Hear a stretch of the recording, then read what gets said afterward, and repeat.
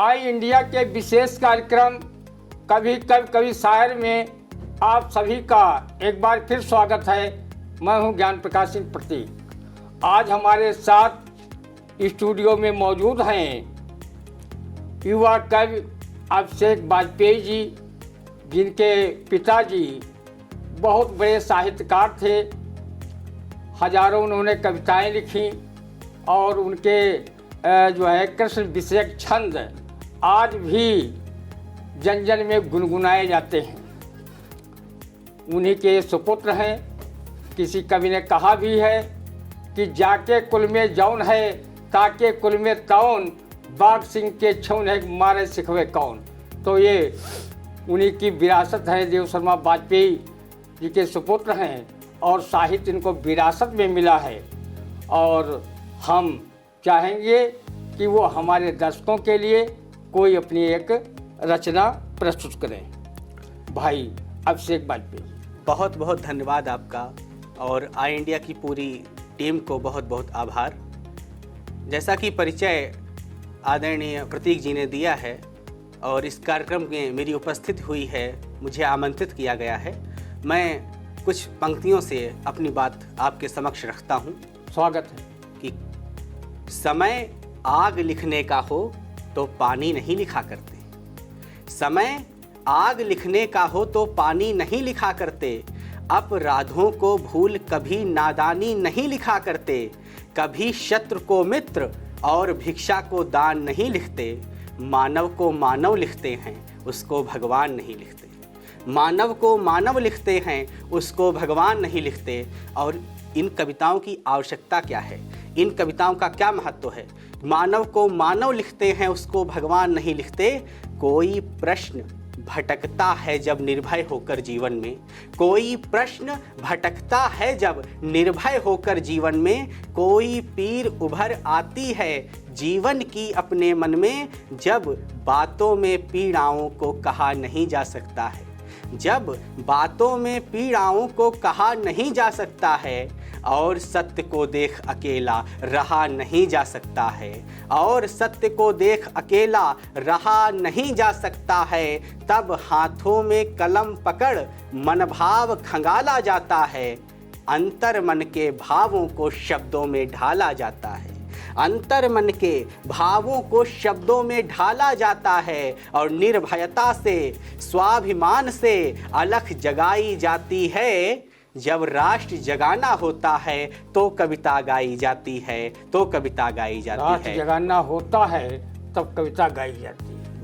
बहुत बढ़िया, बहुत सुंदर रचना आपने हमारे दर्शकों के सामने पेश की। और कविता इनके पिताजी बहुत बढ़िया लिखा करते थे और हमको भी उनकी बहुत सी कविताएं कंठस्थ हैं। और उनका एक गीत जो है कि संसद की सारी पीड़ाएं मिलकर मुझसे घात न करती, तो मेरे नैनों के आंसू गली गली बदनाम न होते। बहुत ऊंचाई का उनका एक गीत था। और हम बता दें ये बहुत कम उम्र के हैं भी, लेकिन ये बिल्कुल बिहारी के दोहे जैसे हैं, देखन में छोटे लगे घाव करे गंभीर। यानी इनकी 3/8/1998 की इनकी जन्मतिथि है। और आज ये 24-25 साल की अवस्था में बहुत अच्छे कवि हुए हैं। और अपने जनपद में ही नहीं, अपने उत्तर प्रदेश के अनेक जिलों में कवि सम्मेलनों की ये शान बने हुए हैं। और अन्य प्रांतों में भी इनको जाने का सौभाग्य मिला है। बड़े बड़े मंचों पर इन्होंने शिरकत की है और दूरदर्शन, रेडियो, आकाशवाणी सहित और देश के विभिन्न मंचों पर इन्होंने सीतापुर के साहित्य की सुगंध वहाँ जो फैलाई है, वो अपने में एक अनुकरणीय बात है कि बहुत कम उम्र जिस आदमी को कविता की समझ नहीं होती है, उस उम्र में इन्होंने बहुत बड़ी बड़ी कविताएं लिखी। और एक किताब का प्रकाशन भी शायद हुआ है, शुभारंभ। शुभारंभ नामक किताब का इनका प्रकाशन हुआ है। इसी वर्ष हुआ है। इसी वर्ष हुआ है। हिंदी सभा में उसका विमोचन किया गया था। नामचीन संस्था है हिंदी सभा, वहाँ पर उस किताब का विमोचन किया गया बड़े बड़े साहित्यकारों के बीच में। तो बहुत अच्छा काम साहित्य के लिए कर रहे भाई अभिषेक वाजपेयी जी। और हम चाहेंगे कि जैसे आपकी कविताएं साहित्यिक पत्र पत्रिकाओं में भी हमेशा नियमित रूप से प्रकाशित होती रहती हैं, ऐसे ही कोई अच्छी जो आपको अपनी रचनाएं हर कवि को अपनी अच्छी लगती हैं, लेकिन उनमें अच्छी में भी बहुत सी अच्छी होती हैं। तो हम चाहेंगे कि हमारे दर्शकों के लिए कोई वाजपेयी जी आप अपनी कविता पेश करें। हमारे दर्शकों को भी अच्छी लगेगी कविता और मुझे तो अच्छी लगेगी ही। भाई वाजपेयी जी। प्रतीक जी ने कहा कि जो आपको प्रिय हो और हमारे दर्शकों को पसंद आए, तो इस बात को ध्यान में रखते हुए मैं अपनी एक रचना आपके समक्ष प्रस्तुत करता हूँ। आप सभी का स्नेह मिलेगा ऐसी आशा है। सुनिएगा कि स्वाभिमानी बेड़ियों से क्या बंधेंगे, जो स्वयं की देह तक भी दान देते। हम तपस्वी हैं यहाँ पर रास्तों के, ठोकरों को चूम कर सम्मान देते। वे बताएंगे हमें चलना जिन्होंने वाहनों के ही सहारे मार्ग पाए। कंटकों को मार्ग का श्रृंगार कह के, कंटकों से हमने कितने घर बनाए। ओ बड़े सम्राट वैभव को समेटे, मत दया दो अब मुझे उपहार में तुम। मैं तो निज श्रम से ही मैत्री भाव रखता, मत बढ़ाओ हाथ अब उपकार में तुम। व्यंग साधे हंस रहे हम पर सुने वे, कोई उनका नाम ना बोला करेगा। जी हम हैं हारे युद्ध पर इतिहास में हैं, देख लेगा पृष्ठ जो खोला करेगा।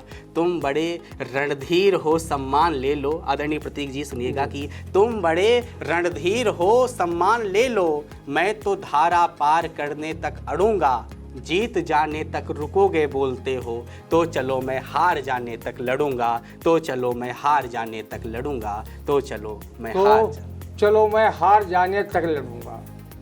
कितनी ऊंचाई की कविता ये है और हमारे दर्शकों को आनंद भी आया होगा, इसका भाव भी समझा होगा, इसका अर्थ भी समझा होगा।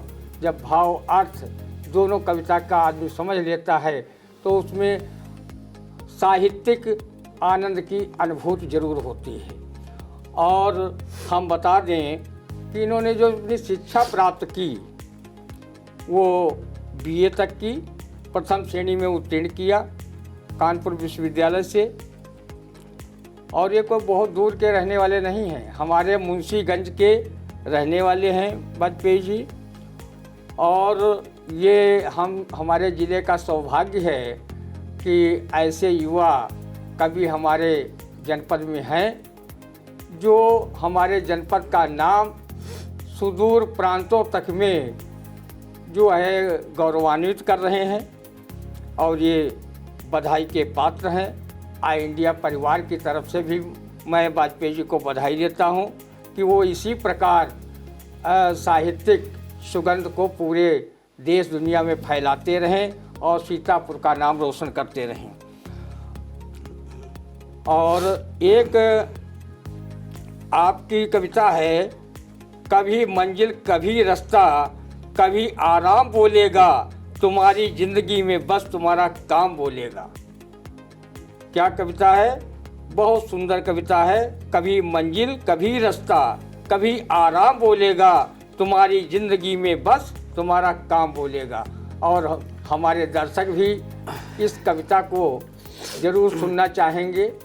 वाजपेयी जी हमारे दर्शकों के लिए ये अपने कविता की सौगात आप हमारे ज़रूर दें, क्योंकि हम जानते हैं कि आपके साहित्यिक खजाने में बहुत बहुत बहुत बहुत जो है ढेरों कविताएं हैं। और उसमें से ये भी कविता आपके उसी साहित्यिक खजाने की है। हम चाहते हैं ये खजाना आप हमारे दर्शकों पर लुटा दें, बहुत मेहरबानी होगी भाई अभिषेक भाई। जिस गज़ल की बात आपने की है, मैं ज़रूर उस गज़ल के कुछ एक आध शेर आपके सामने पेश करना चाहूँगा कि स्वागत। कभी मंजिल कभी रास्ता, कभी आराम बोलेगा, कभी मंजिल कभी रास्ता कभी आराम बोलेगा, तुम्हारी ज़िंदगी में बस तुम्हारा काम बोलेगा। तुम्हारी ज़िंदगी में बस तुम्हारा काम बोलेगा। और मोहब्बत कर लिया तुमने मगर इजहार मत करना। मोहब्बत कर लिया तुमने मगर इजहार मत करना।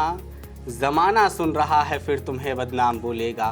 ज़माना सुन रहा है फिर तुम्हें बदनाम बोलेगा। और कोई हीरा कभी खुद को, कोई हीरा भी क्या खुद को, कोई हीरा भी क्या खुद को कभी हीरा बताता है। शेर सुने कि कोई हीरा भी क्या खुद को कभी हीरा बताता है। जो होगा खास वो खुद को हमेशा आम बोलेगा। जो होगा खास वो खुद को हमेशा आम बोलेगा।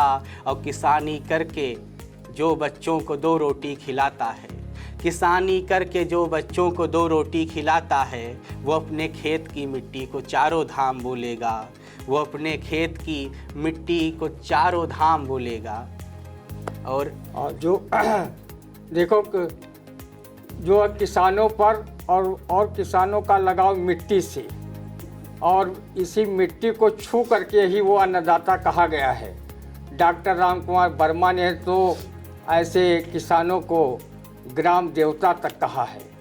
और उन्होंने लिखा है, हे ग्राम देवता नमस्कार, सोने चांदी से नहीं किंतु तुमने मिट्टी से किया प्यार। हे ग्राम देवता नमस्कार।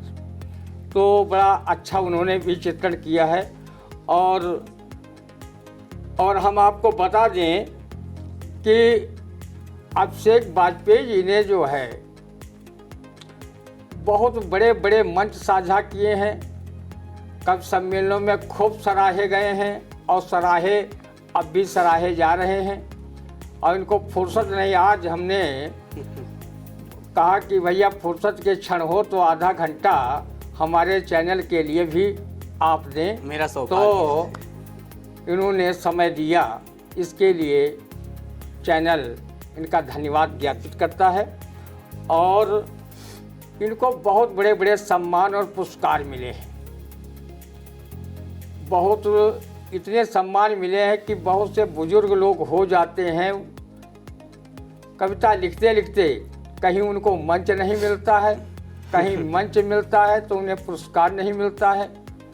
और तो ये बहुत सी इनको मंच भी मिल रहे हैं बराबर और पुरस्कार भी मिल रहे हैं। अनवरत साहित्य की सेवा में है और ये किताबें भी लिख रहे हैं। इनकी अभी शीघ्र एक किताब और उसका विमोचन होने जा रहा है, पता चला है लखनऊ हिंदी संस्थान में शायद होगा।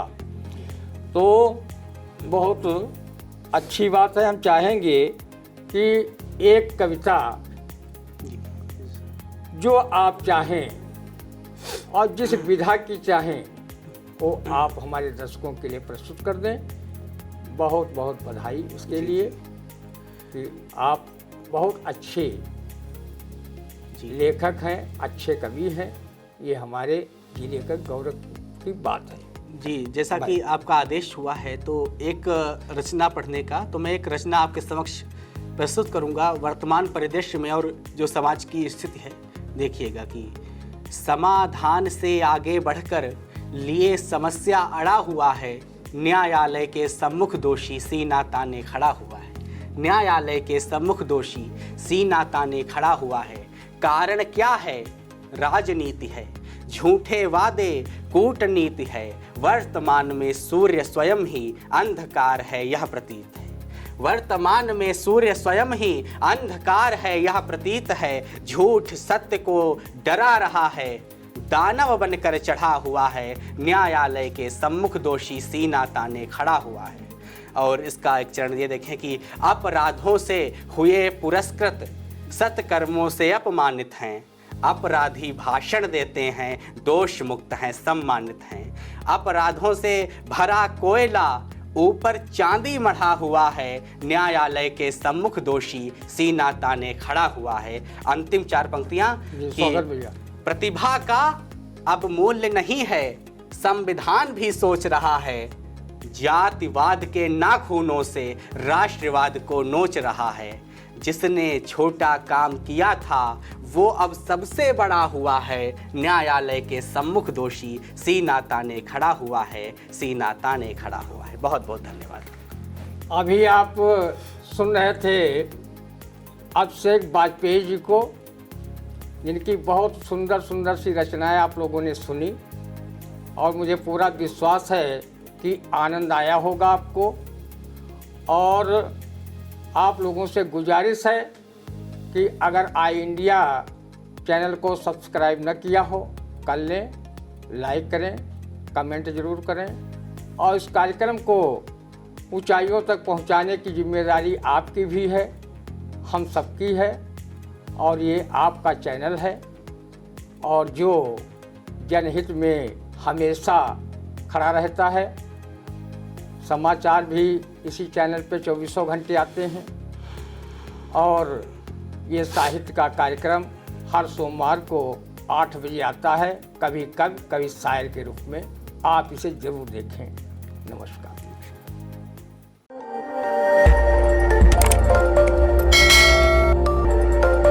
खबर आपकी, नजर हमारी।